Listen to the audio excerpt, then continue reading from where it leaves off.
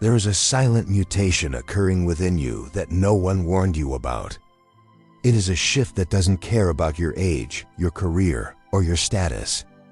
It is the moment the soul tires of the act. If you've spent decades building a life, a career, a reputation, a family, and recently found yourself standing in the middle of it all, feeling strangely detached, almost like a guest in your own story, you are not failing, you are transitioning. You are shifting from the actor to the observer. Your eyes are no longer tools for chasing goals or seeking approval. They have become portals for witnessing reality as it truly is. Today, we decode the 3 subtle signs in your eyes that reveal you've outgrown the old version of yourself. This is the end of your struggle and the beginning of your power. The first sign is optical stillness. Most people possess restless eyes. Throughout our lives, we are trained to scan for threats, to hunt for opportunities, and most importantly, to seek validation in the eyes of others. This is the reflex of a mind that is still trying to win at life. But lately, your gaze has stabilized. Whether you are 35 or 65, you've reached a point where you no longer hunt for information when you look at someone. You simply rest on them. This is the 0-point gaze. Picture this. You're at a dinner table, conversations overlap. Someone is trying to impress. Someone is subtly competing. 10 years ago, you would have leaned in, sharpened your voice, tried to steer the energy. Now, you simply sit back. You listen, and you feel something unexpected, strength in stillness. People around you will notice this. They might find your presence intimidating or strangely comforting. What they are sensing is the absence of ego. The observer doesn't look at the world to decide if it's useful. The observer looks at the world to see what it is. If you can hold your gaze in the middle of chaos without your eyes flickering with the need to react, the observer has finally taken the seat of authority within you. The second sign is the transition from selective focus to panoramic awareness. The ego is a specialist.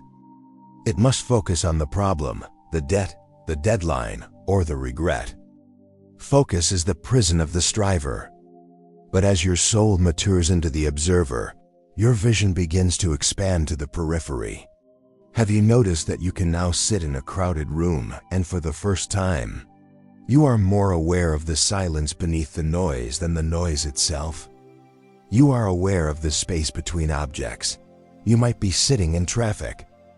In the past, your mind would race ahead, calculating delays, imagining consequences.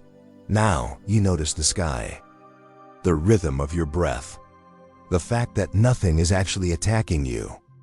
Something inside you has stopped bracing.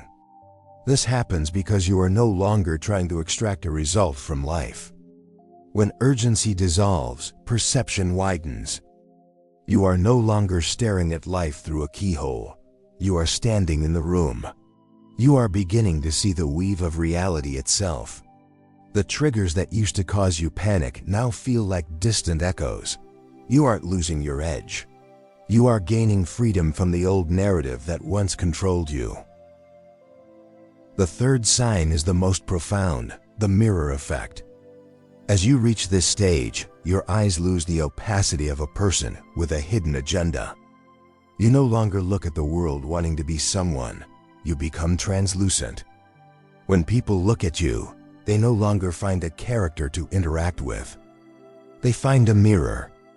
They find themselves.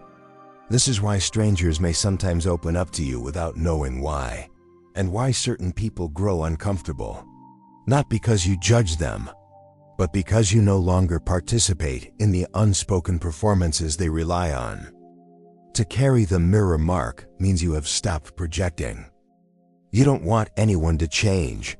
You don't even want them to understand you. You just witness them. In this act of pure, silent observation, you provide the only thing a chaotic world truly needs: presence. This is the quiet authority of someone who no longer needs to perform. If you recognize these signs, Stop trying to fill the emptiness you feel. That emptiness is the clearing. You are not losing your mind. You are losing the character you were forced to play for decades. The stage of the observer is where the struggle ends. Not because the world became perfect, but because you stopped identifying with the actor on the stage. Today, your mission is simple. Do not try to be spiritual. Do not try to be chosen. Just be a pair of eyes. Observe the world as it turns. Observe your thoughts as they pass. The world doesn't need you to save it. It needs more people who can see clearly without reacting blindly. So ask yourself, when was the last time you felt more powerful in silence than in performance? That may have been the moment the actor stepped down and the observer took the seat.